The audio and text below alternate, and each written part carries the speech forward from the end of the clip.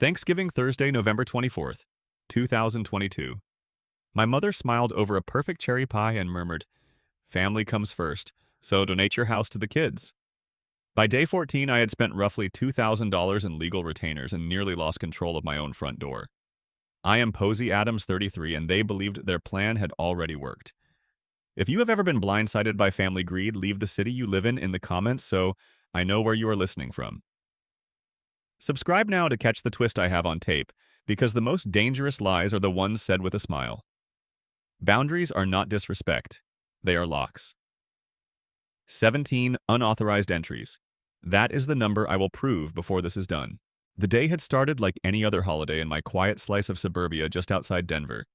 The kind of place where the Homeowners Association sends cheery newsletters about festive wreath sizes and where the Ring doorbell chimes feel like part of the soundtrack of the street. My kitchen carried the smell of sage and butter. The fridge was ridiculous with condiments, 5 kinds of mustard, because apparently I hoard them when I am stressed.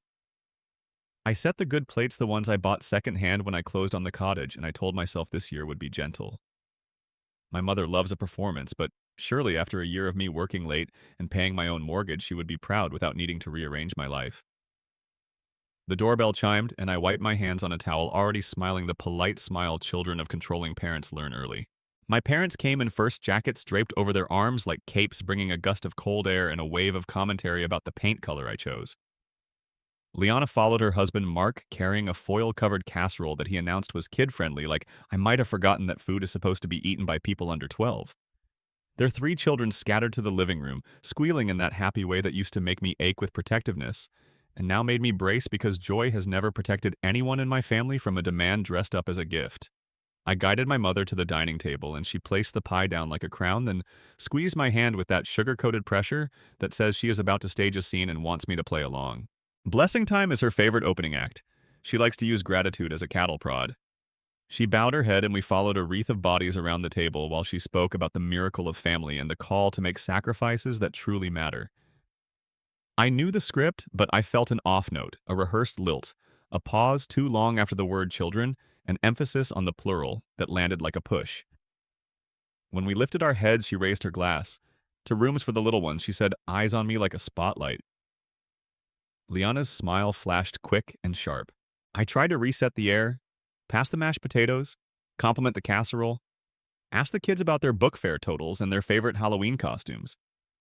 But the room had shifted in a way my body understood before my brain did. The smallest things were wrong. The welcome mat was crooked by half an inch when I went to let the dog out. There were faint scratches around the deadbolt I could see when the hallway light caught the metal, just so like someone had tested a key that did not quite fit, and then tried again and again with a patience that was not theirs to use. A strange chill walked the line of my spine, and I told myself I would check the doorbell footage later after dessert. After I survived the toast I could feel gathering in my father's throat like a storm. The thing about being the designated responsible one is that you become fluent in swallowing dread. You breathe, you smile, you pick your battles with tweezers. I busied my hands clearing plates and heard my parents and Liana in the living room performing a tour for the kids. This could be your room and that could be your study space, and imagine bunk beds here. I laughed it off, tossed a look over my shoulder like it was a harmless game, and Liana winked at me as if to say, "See, you get it, you always get it." The dog pressed his warm weight against my calf, and I anchored myself in that simple, loyal touch while the oven ticked and the heat hummed. Dessert put its glossy red stamp on the evening. My mother leaned in as she sliced voice syrupy and pitched just for me. "Family comes first," she said again, softer, conspiratorial. "You have such a gift for making a house feel like a home. The kids are lucky you have extra rooms." There was nothing to answer that would not become evidence against me in the court of her sentiment. I set a fork down and felt the table vibrate with the tap of my father's wedding ring, the unspoken gavel that always follows her arguments. Mark joked about knocking down a wall for a bigger playroom, and everyone laughed like he was not telling me my property lines were imaginary. I wish I could say I stood up and shouted. I did not. Quiet is the only way a person like me keeps a life. I cut myself a small slice of pie I did not want and let the sugar sit on my tongue like a lie. The welcome mat was still crooked when I walked my family out, and as the door clicked shut, I knelt and straightened it, a ridiculous gesture that felt like reclaiming a square foot of dignity. I will explain later why that half inch matters. For now, I will tell you that the night ended with the familiar glow of my phone, and a notification from a postal service app called Informed Delivery, showing me a scanned image of my mortgage statement with a little note about a change in forwarding. It was the gentlest of sirens, a paper whisper that carried the sound of a lock turning. That night, after the last dish squeaked clean and the cherry stains were coaxed from the cutting board, I sat on the couch with the dog and opened the email from the United States Postal Service Informed Delivery. The grayscale scan of my mortgage statement looked ghostly, my name in that blocky font I had stared at 100 times with equal parts pride and dread. Underneath it was a neat line of text that said there had been a change related to forwarding. It was such a tiny sentence, so polite it almost curtsied. I read it twice, then a third time, then I put the phone face down because if I kept looking, I would hear locks in my skull. I told myself some bored clerk hit the wrong toggle. I told myself there was a harmless explanation that my family's strange toast was only holiday theater. I reached for the remote and pretended the laughter track of a sitcom could drown out the scrape of a key that did not belong to them, or to me, or to anyone who would ask before entering. Morning arrived bright and brittle like glass pretending to be sunlight. The doorbell chimed, and my stomach answered before my voice did. Pastor Williams stood on my front step with a thermos and a smile that practiced itself in rearview mirrors. He is the kind of man who calls everyone sister or brother, like it is a hug and a leash. "Just a quick blessing, Posey," he said, voice soft enough to make refusal sound unchristian. "Your mother said you were thinking of making space for the little ones. A godly home is a generous home." He spoke like a man picking up a conversation I had never agreed to start. I invited him in because I am polite to people who can torch your reputation with a phone tree. We stood in the entryway where the scratches glinted, and he placed a palm on the wall like he was feeling for holiness. He prayed about stewardship and sacrifice, about roofs that shelter not only the bodies we love, but the hopes we carry for them. It was full of air and authority. I murmured thanks. He said he would stop by again next week to see how the transition is going. I smiled without showing teeth and told him I would be in touch. The dog did not like him. The dog is rarely wrong. As soon as the door closed, my phone buzzed again. This time it was my friend Callie texting a screenshot. "Girl, is this what it looks like?" Liana had posted a carousel on Facebook titled, "New Chapter for the Kids Coming Soon." The photos showed my niece and nephews, cheeks flushed and triumphant in their Thanksgiving outfits, pointing vaguely toward corners of my living room. In the comments, her friends broke out the digital confetti. One of them asked which child gets which room. Liana replied, "Tyler will finally have the bigger room with the sun in the morning. Ellie's taking the one with the built-in shelves for her books, and Jack wants the one closest to the backyard so he can let the dog out." It should have been sweet. It was a blueprint. My house listed like a menu. I typed and deleted again. Every version of a comment I could write would be turned into a performance about me being cruel to children. Instead, I took screenshots, I labeled them with the date and time and a short description. Then I placed my phone on the table and forced myself to make breakfast like a normal person does on a Saturday. Eggs toast the dog's bowl clinking against tile. I may be dramatic in private, but my revenge has always learned to wear a cardigan. Rationalization is a genius liar. It borrows your voice so you will trust it. It told me that Liana was just manifesting that affirmations were harmless. It told me that my parents did not understand how mortgages work and that they were simply proud. It told me that the scratches by the lock could have been from the hardware store guy when I first moved in. It told me that if there had really been an attempt to reroute my mail, there would be official paperwork, not a polite pixel whisper. While those soft lies tried to tuck me back into an old role, my hands did something else. They opened the laptop and pulled the footage from the front door camera, and then the side camera that looks at the kitchen window, and then the small camera I almost forget about above the driveway light. I watched my mother test the deadbolt at mid-morning on a weekday, her shoulder angled like she knew better and did not care. I watched my father keep lookout in that nervous way he disguises as a stretch. 17 attempts will come later. This was one. One is plenty when a boundary is a yes or a no. By early afternoon, the Homeowners Association sent a friendly email wrapped around a thorn. A neighbor had raised a concern that there might be commercial activity at my address. Something about frequent visitors, the suggestion of deliveries that did not match a single-family home. The message used neutral words like inquire and clarify and please advise, but the subtext knew my mother's tone intimately. The association wanted to know if any changes were happening at my property. I replied with a brief, bland line, "No home business, no changes, thank you for your vigilance." Then I flagged the message, printed it, and slipped it into a paper folder I labeled with today's date. Paper remembers even when people pretend to forget. Liana texted that afternoon with a burst of emojis. The kids are so excited Ellie helped me make a mood board. She wants fairy lights. I stared at the screen until the words unglued from their meaning and became only shapes. I typed, "Please do not make plans with my property," and then deleted it. I typed, "What did you mean on Facebook?" and deleted that too. I finally sent, "Please stop using photos of my house." She replied with a line that deserves a frame. "It is not about you, it is about the children." That sentence is the cornerstone of every theft I have survived. Before sunset, I called the mortgage company. The man on the line spoke like carved wood until I used my serious voice. I asked if anyone had attempted to change correspondence or inquire about transferring my loan. He paused, then said he could not discuss any conversations without verifying identity. I asked him to verify mine, and when he finished his checklist, he said that a family member had called, asking what would be needed if the note holder wanted to donate occupancy to relatives. Donate occupancy. The phrase sat in my ear like a splinter. I asked for the date and time of the call and whether he could place a customer note prohibiting any changes without my written in-person consent. He read back exactly what he typed. I thanked him. And then I sat at my kitchen table and wrote down the words "donate occupancy" on an index card so I would never forget the shape of the lie. You might think I went to war right then. I did not. I cooked dinner. I watered the plants. I played fetch with the dog until he flopped down like a lazy comma. I told myself that families say foolish things after holidays, that people talk big when their bellies are full. But that night, when I set the alarm and checked the camera feeds one more time, the app flashed a tiny red banner from the United States Postal Service, another update on my forwarding preferences. I had never touched those settings in my life. This is important. Creeping suspicion does not crash through the front door. It seeps like cold air along the baseboards until you realize your shoulders have been hunched for weeks.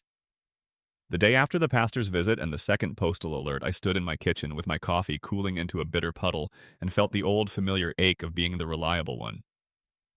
People call it a compliment when they say you are dependable. What they mean is that you will be the person who quietly patches holes in the boat while everyone else pretends the ocean is a pool. I have been patching since childhood.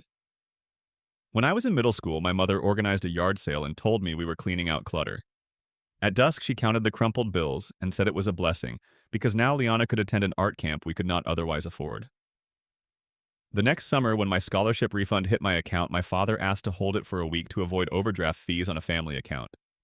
The week stretched into a semester. I learned then that my generosity would never be recorded as a gift, only as an expectation. That my no would be treated as rudeness and my yes would be treated as debt. Liana grew up in that ecology watered daily by praise. The golden child needs a stage, and my parents built one for her, out of my good grades, my paychecks, and the quiet of my room. Memory has a mean sense of timing. As I rinsed my mug, I remembered the day I moved into the cottage, how my father insisted on helping install the deadbolt. He said, "The trick with locks is respect." He meant the metal. I looked at the faint scratches around that same lock now and realized the trick with locks is boundaries, and my family does not respect those unless they are theirs. I sat at my small desk by the window, opened the Ring app, and scrubbed through the footage again frame by frame, the way an engineer troubleshoots when a server stutters without throwing an error. Mid-morning on a weekday, my mother's hand filled the frame, the glint of a familiar keychain swinging against the paint. She tried the deadbolt, then the handle, then pressed her weight in a way that told me she had done this before. In the background, my father stretched and looked up and down the street with an anxious theater that curdled my stomach. I clipped the video, labeled it with the date and minute markers, and saved a backup to a drive that does not live in my home. The Homeowners Association wrote back to my bland reply with a warmer note that somehow felt colder. They thanked me for clarifying and asked as a courtesy to the community that I inform them if there would be an increase in occupancy. The phrase tried to march itself straight into my head like a new law. I wrote a sentence that said there would be no change, then another, to request that any future complaints include the source vehicle if photographs were submitted for safety. I added a smiley face in the tone, not the punctuation, because women are taught to sand the edges of self-protection until it looks like a coaster. The file folder on my desk grew thicker. HOA email chain. Postal alerts, Facebook screenshots, video stills, paper and pixels, tiny stones lining a path toward a line I had not yet said out loud. I wanted to believe this would all evaporate if I acted like a reasonable adult long enough. Reason gave me exactly 1 hour of peace. Then my company phone lit up with a message from HR flagged urgent. A voicemail had been left on the general line, the caller claiming a family medical crisis. The caller asked them to pull me from my workstation, immediately citing a situation where my presence was needed to sign guardianship papers for my sister's children during a short transition. The voice was my father's, calm and authoritative, the way he sounds when he tells waiters not to bother with a menu because he already knows the kitchen's limitations. HR wanted to confirm whether a crisis was active. My breath went shallow and mean. I told them there was no crisis, and if my parents appeared at the building, security should treat them like any other unauthorized visitors. The HR manager said she understood and asked if I needed help crafting a formal boundary notice to my family, which is the kind of sentence that makes you feel both seen and sick. The dog nudged my knee as if to ground me, and I clicked play on the voicemail, listening to my father's script unfold. He had rehearsed. He used phrases like time sensitive and for the welfare of minor children, and implied without saying outright that my reluctance to be pulled from my desk would harm the kids. Liana is a good mother. I will never forgive him for borrowing her children as collateral to pick the lock of my life. I forwarded the recording to my personal email, then to my attorney friend Dave with a note that said, "This is the first time they have brought work into it." He replied within minutes, "Keep every message. Do not engage by phone. We will formalize." I wish I could say I cried. I did not. My tears have their own calendar, and they rarely show up on the right day. Instead, my body did what it always does under pressure it organized. I made a timeline on legal paper with clean lines and careful handwriting because clarity is a kind of courage. Thanksgiving dinner and the toast. The postal alerts first and second. The pastor's visit. The Facebook carousel with room assignments. The HOA complaint with driveway photos. The camera clip of my mother testing the lock in daylight. The HR message with my father's voicemail. I added space beneath each item for reference numbers and initials of anyone I spoke with because I understand now that you cannot merely escape a pattern. You must document it until it cannot perform in shadows. Donate occupancy. I said the words out loud and tasted how ridiculous they were for what they tried to accomplish. People who want to steal without naming theft invent phrases that pretend to be generous. The memory of being 20, of watching my scholarship money evaporate into a vacuum labeled family need, rose up like a ghost. Liana had a canvas and paint that summer and came home radiant with stories. I came home with extra shifts. That is the ratio my parents prefer: her brightness funded by my stamina. This is important. People will tell you that past is past, that you must forgive and move on. Sometimes forgiveness is simply refusing to walk the same road twice. I closed the timeline and slid it into the binder. The dog sighed a full-body sigh and sprawled in a patch of sun as if to demonstrate a better life philosophy. My phone buzzed again, one new text from Liana, a string of hearts, and a photo of fairy lights draped over a headboard that was not mine but could be if she wished hard enough. I typed, "Then wish for your own roof." I did not send it. I placed the phone screen down because I did not want to see what came next. I will tell you soon what happened when security walked me downstairs, because if there is one thing my family cannot stand, it is a door that closes and a calm face behind it. On Monday, the building lobby smelled like lemon and resignation. I had just settled into my desk when my manager, Maya, tapped the glass wall of our conference room and motioned me over. Behind her, two members of building security waited with the stance of people prepared to be polite and immovable at the same time. My inbox still showed the message from Human Resources about the voicemail. My pulse clicked like a misfiring metronome. Maya spoke in the tone she saves for emergencies that should not be happening. "Your parents are downstairs," she said, keeping her voice low. "They reported a family emergency and asked that you be escorted to sign papers for temporary guardianship of the children. We have verified there is no emergency. We are escorting you anyway because we will not let them get onto our floor." It felt both humiliating and holy, that act of being walked by my own workplace past the receptionist and the artificial ficus and the people with coffees who pretended not to watch. Security flanked me like bookends, saying my name with care, a small mercy I will not forget.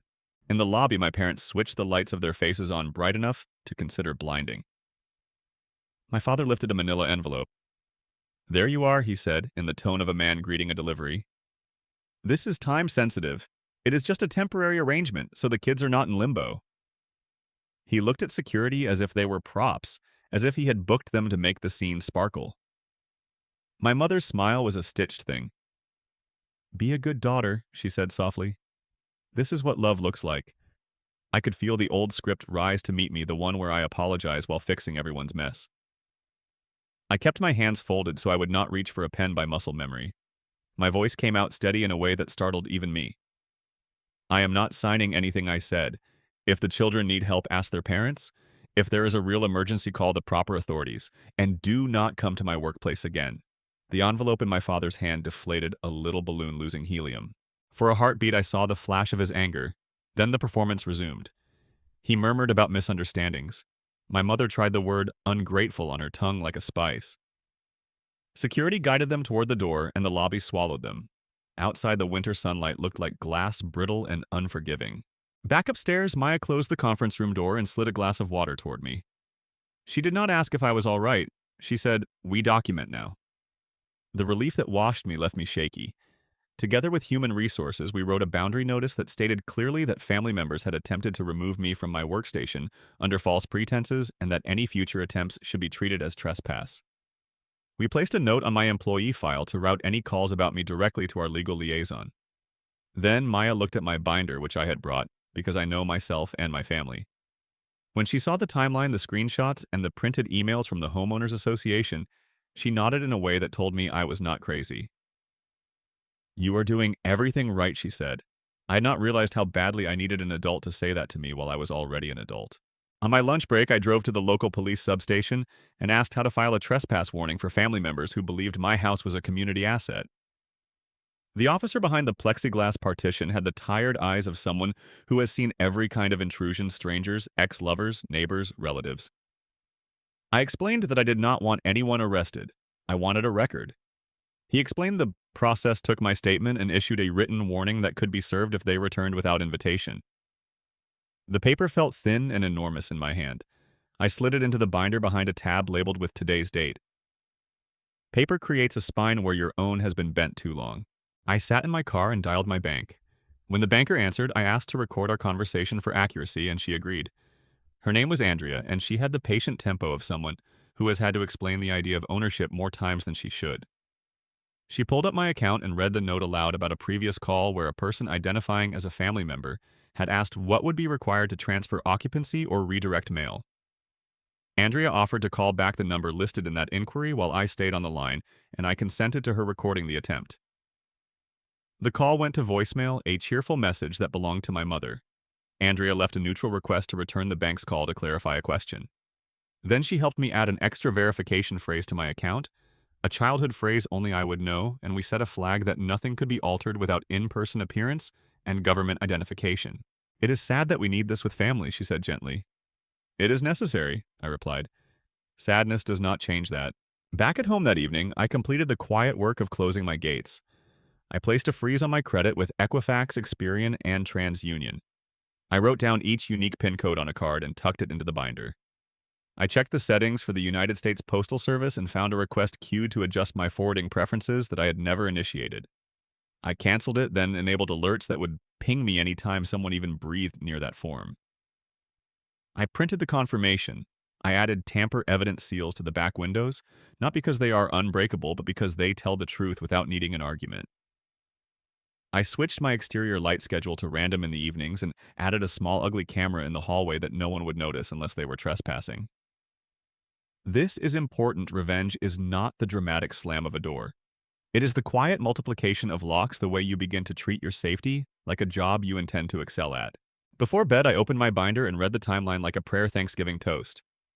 Postal alerts 1 and 2, the pastor's visit, the carousel assigning rooms, the Homeowners Association complaint with driveway photos, the camera clip of my mother testing my lock in daylight, the Human Resources message about the fabricated emergency, the lobby confrontation, the trespass warning filed, the bank verification phrase added, the credit freezes, the canceled forwarding request.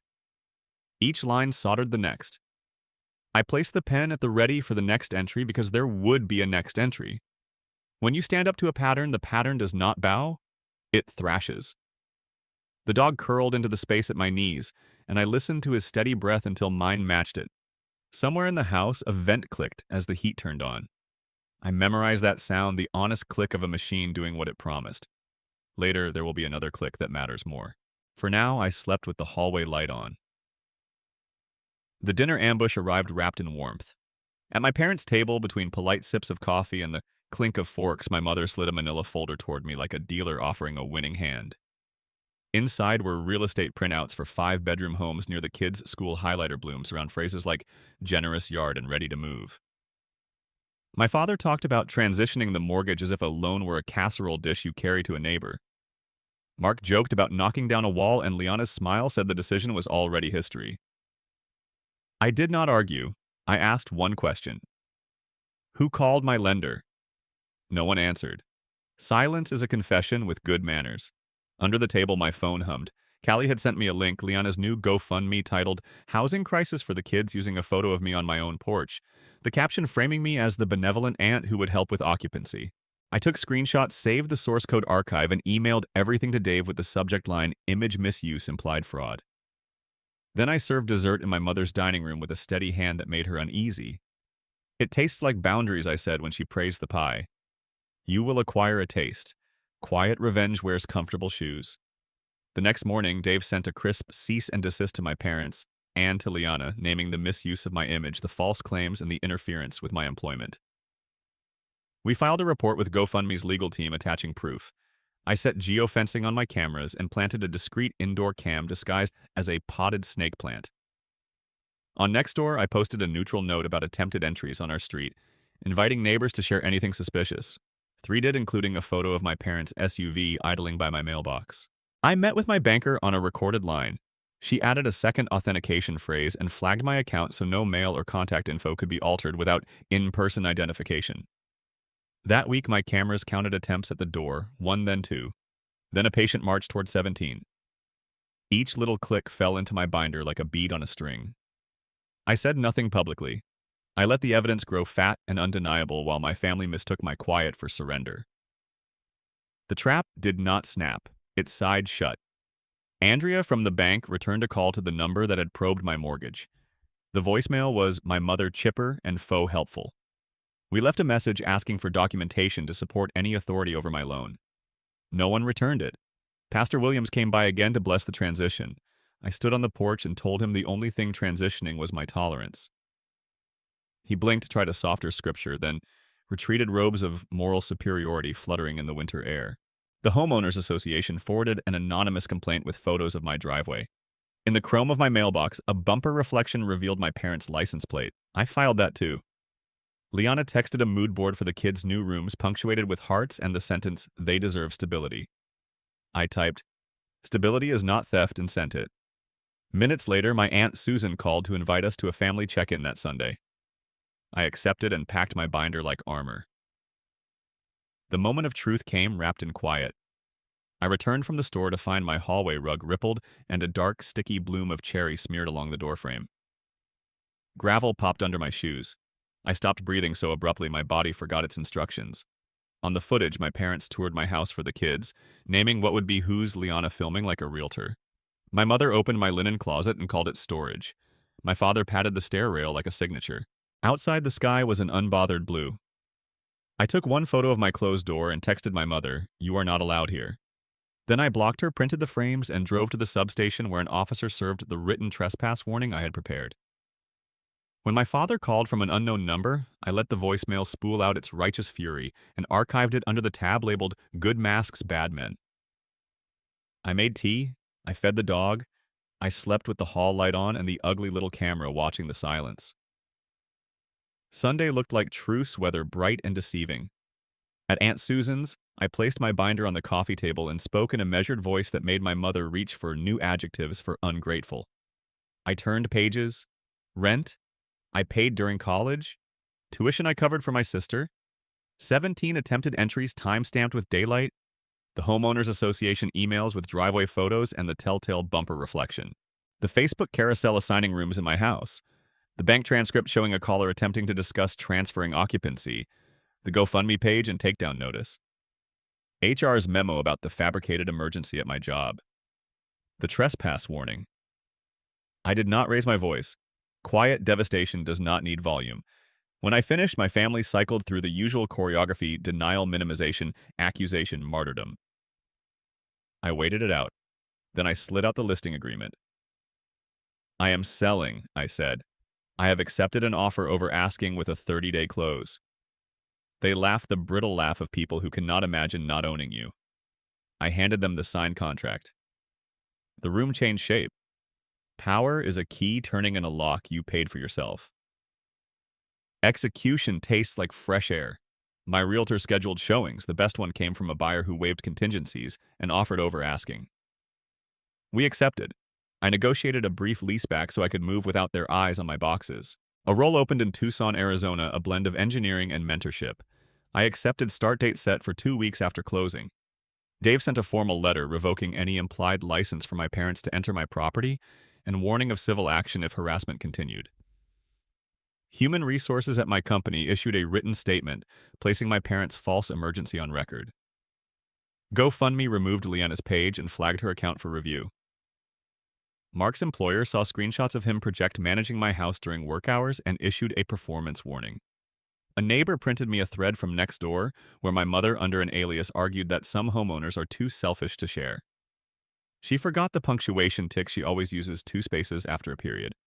I filed it, then packed the kitchen, labeling each box with neat block letters that no one would ever again misinterpret.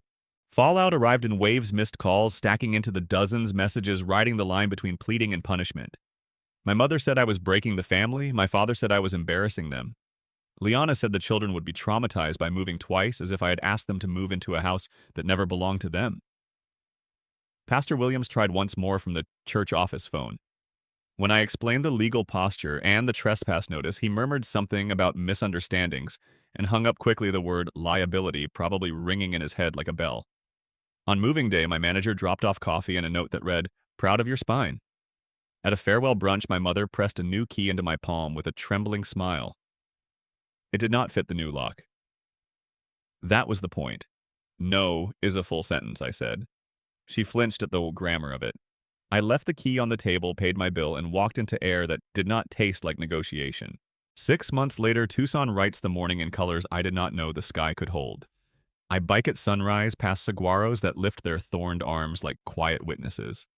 My cottage there is small on purpose, a declaration that square footage is not the same as safety.